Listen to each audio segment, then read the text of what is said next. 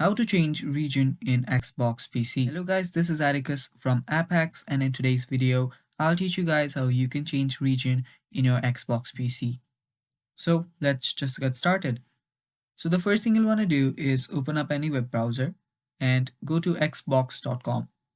After you open up the Xbox website, you need to log in. As you can see, I'm already logged into my account.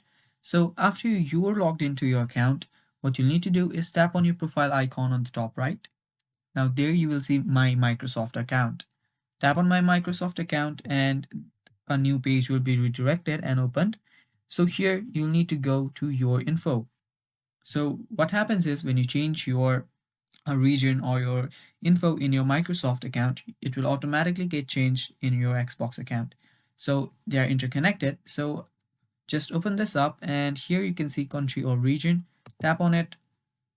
Now, if you are just logged in into your, account, you might have to type in your password and verify CU when you try to edit your info.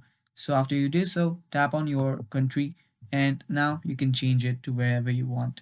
So just change it. You can change it to whatever you want, wherever you want. And after you do so, all you need to do is tap on save.